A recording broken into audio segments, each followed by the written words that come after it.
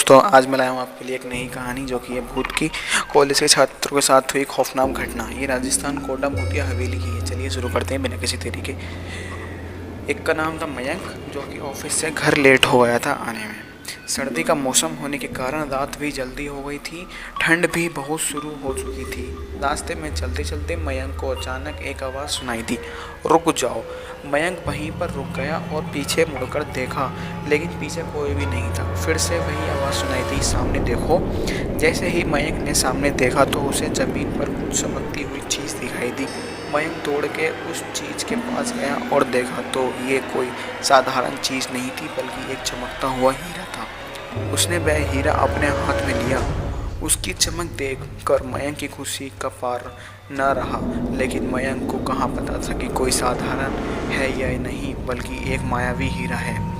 अचानक उस हीरे में से आवाज़ आई, अगर तुम्हें और हीरे चाहिए तो इस ज़मीन को खोदो। इस ज़मीन के नीचे बहुत सारे हीरे हैं। मयंक खुश हो गया। उसने उस हीरे की अपनी जेब में डाला और ज़मीन को खोदना शुरू करा।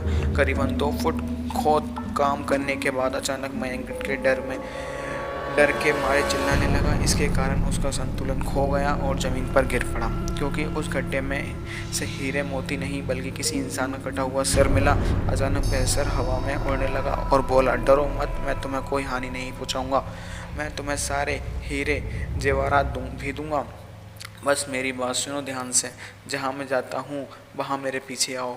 फिर वहाँ सिर हवा में उड़ा और जंगल की ओर बढ़ने लगा। करीबन 1 किलोमीटर चलने के बाद वह सिर रुक गया। मयंक भी रुक गया। फिर उस सिर के मयंक ने कहा, इस ज़मीन के भीतर तो सारे हीरे मोती जवाहरात छुपे हुए हैं। इस ज़मीन को खोद तो काम शुरू करो। मयंक खुश हो गया और उस ज़मीन को खोदना शुरू कर दिया। खोदते खोदते उस ज़मीन के नीचे हीरे मोती नहीं मिले, बल्कि उस सिर का कटा हुआ धड़ मिला। उस सिर ने कहा, अब तुम्हें एक आखिरी काम करना है, उसके बाद तुम्हें माला माल कर दूंगा। तुम्हें कहीं से भी एक लोटा खून लाना होगा। एक